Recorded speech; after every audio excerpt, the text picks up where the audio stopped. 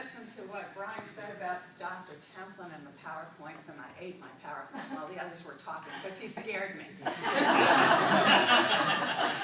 I'm just going to talk to you about Medical Care for Children Partnership Foundation, MCCP Foundation for short. I'm going to tell you what we do, I'm going to tell you how we do it, and I'm going to tell you some stories that demonstrate our successes, because it's really an exciting program. So I'm a graduate of Leadership Fairfax, and I'm a graduate of Leadership Greater Washington. So I know how brilliant we all are and how knowledgeable we all are. So I want to ask you some questions about Fairfax County, because that's where we operate right now, just in Fairfax. What do you know about Fairfax County? Diverse. Sorry?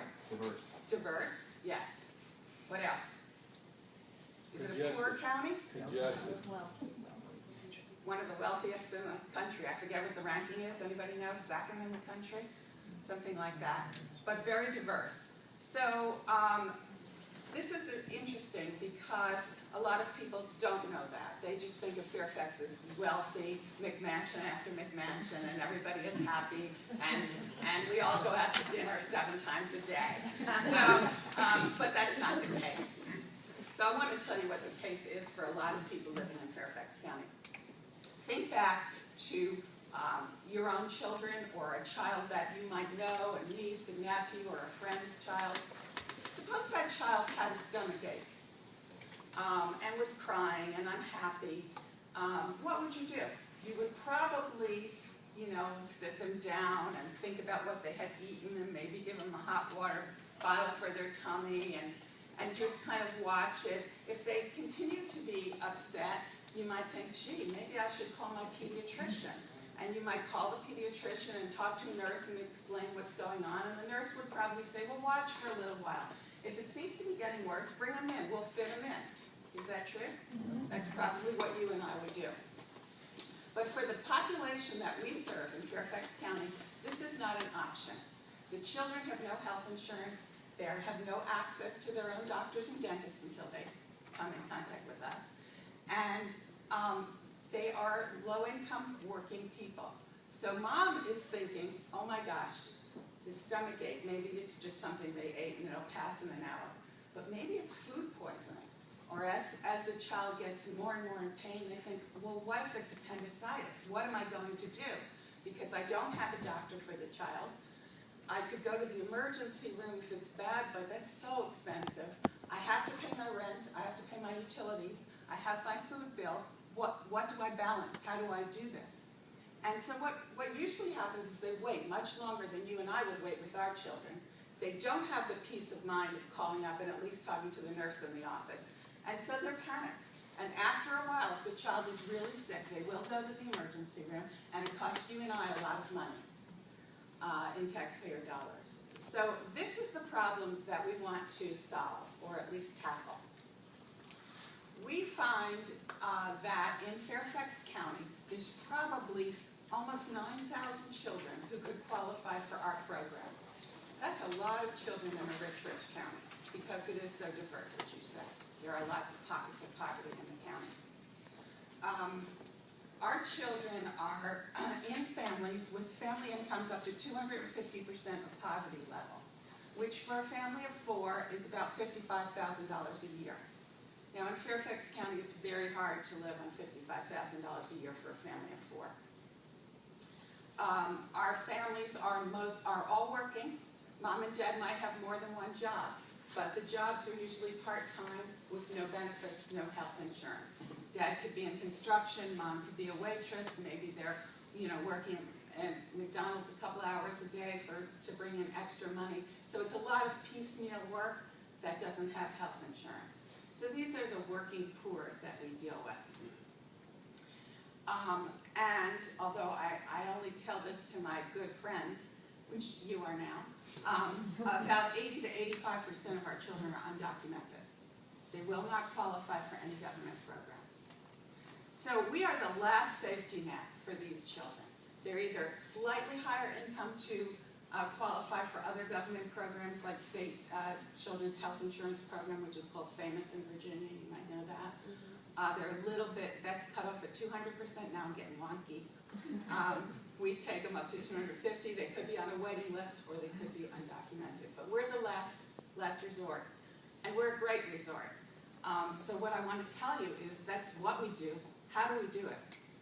We are an exciting public-private partnership, really exciting. We have 3 sets of partners.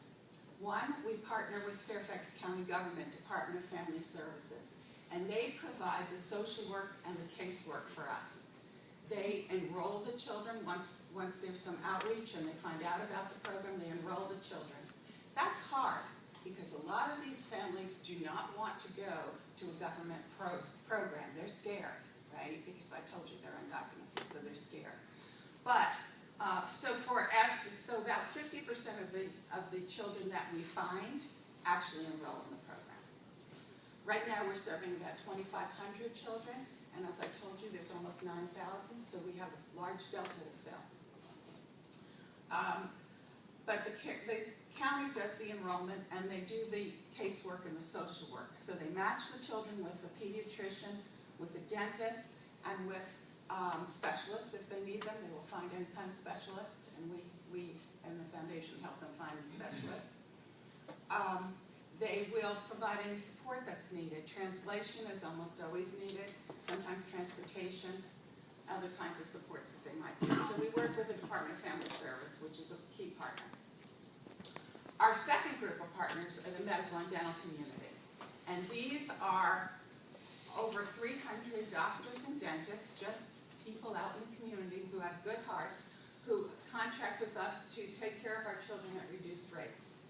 And so a doctor or a pediatrician's office, maybe they have 10 pediatricians in there, they might take anywhere from 2 to 30 of our kids, depending on what their capacity is. Dental care is a tremendous need for us. Last year we spent over $400,000 in dental care because these kids could be 10, 12 years old. We take kids from birth to age 18. They could be 10 or 12 years old and had never been to a dentist. So we had to pay for root canals. We had to pay for all kinds of reconstructive work in their mouths.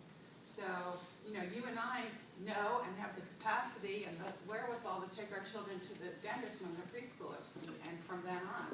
But these people have no way to do that before the MCCP program. So we do a lot of dental care. And as you also, I'm sure you know, dental care is not just a cosmetic thing or to relieve pain. It has to do with the entire health of the body. Because if you have a problem in your mouth, and it can spread throughout the body and cause major issues. There was, in fact, a tragic story you may remember in Prince George's County in Maryland, where a young man died from a dental abscess, and it just spread throughout his body. It was like 9. Yes, it was 9. Yeah. So we don't want anything like that to happen again. So we also are, another medical partner we have is Kaiser Permanente. They take 1,400 of our children a year for free, which is a fabulous contribution to the community. So Kaiser and our 300 other doctors and dentists are our second group of partners. Our third group of partners are our financial and time contributors, people who volunteer with us, people, when you run a nonprofit, and MCCP Foundation is a nonprofit 501c3, one of the first questions I get from funders is, are you lean and lean? They want to make sure we don't have luxurious offices and I'm not driving around them to show. So I say to them, no, we are not lean and mean. We are skinny and emaciated. Because there are 2 staff people. Stacy Bernard Hardy is our Director of Operations. Raise your hand. I can't.